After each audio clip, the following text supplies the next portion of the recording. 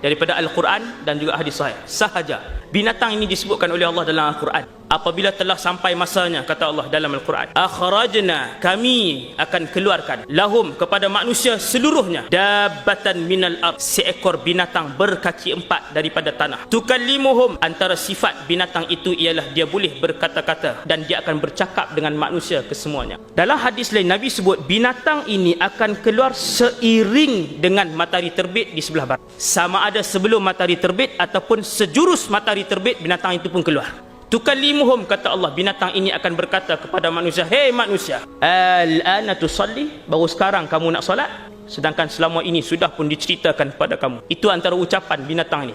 Kalau orang yang baru nak menutup aurat, dia pergi, dia kata, hei manusia, al-ana tastatir, baru sekarang kamu menutup aurat, sudah terlambat. Apabila binatang ini, kata Rasulullah, binatang ini akan sampai, dia akan pergi. Kemudian dia akan mengeluarkan salah satu daripada dua alat yang dia bawa. Sama ada tongkat Nabi Musa AS ataupun cincin Nabi Sulaiman. Tuan-tuan, hadis ni hadis sahih.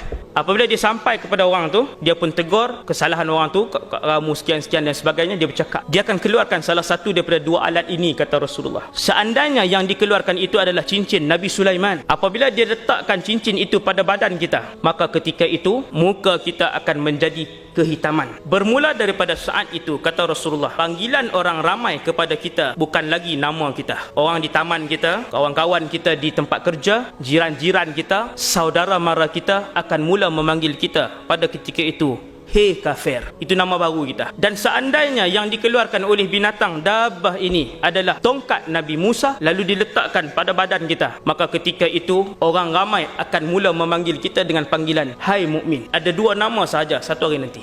Di mana pun kita pergi, Nabi buat contoh bahawasanya panggilan ketika itu kafir dan mukmin. Nabi kata, apabila rakan kamu lalu, kamu sedang berada di satu kelompok, kamu akan panggil dia, hai mukmin, datang singgah untuk makan. Tidak lagi nama. Apabila rakan lain lalu, kita akan panggil, hai kafir, datang makan bersama kami. Itu panggilannya. Waktu tu tuan-tuan, tak boleh berlakon dah. Hari ini semua orang berlindung di sebalik nama Islam, sedangkan dalam hatinya penuh kedengkian dengan Islam. Hari ini ramai orang namanya Islam, akan tapi dia sendiri tak selesa dengan agama Islam yang dia anuti. Wal'ayazubillah. Pada ketika itu tak ada siapa boleh berlakon dah. Maka binatang ini tuan-tuan, dia tak bunuh orang, dia tidak mencederakan orang, dia hanya pergi, sama ada dia keluarkan tongkat ataupun cincin, itu je. Selesai dia labelkan kita, dia pun pergi. Semua orang akan diziarahi oleh binatang ini. Semua orang. Selesai semua orang dilabelkan Islam ataupun kafir, maka dia pun pergi dan selesai urusannya.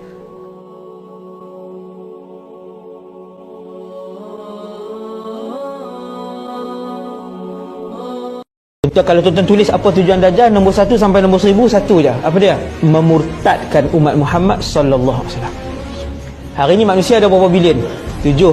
Yang sedia tak Islam apa? Yang ni Dajjal perlu murtadkan tak? Tak perlu. Hak ni memang ikut, already akan ikut. 2 bilion umat Islam. Saya nak tanya tuan-tuan, berapa yang tinggal solat? Semua orang yang tinggal solat adalah akan mengikut Dajjal bila dia keluar nanti. Tuan-tuan tahu berapa tinggal solat di Malaysia? 80%. Ada tak adik-adik kita? Ada. Tiap-tiap rumah ada. Setiap yang meninggalkan solat mesti ikut Dajjal. Habis iman. Dajjal ini tujuan 1 sampai tujuan 1000 dia memurtadkan umat Nabi Muhammad. Di mana pun dia sampai, dia akan sebut, alastu bi rabbikum, bukankah aku ni Tuhan? Semua akan mengaku ya. Itulah zaman yang paling gelap untuk umat Nabi Muhammad. Sesiapa yang beriman, dia boleh melepasi zaman itu. Hasbunallah wa ni'mal wakil.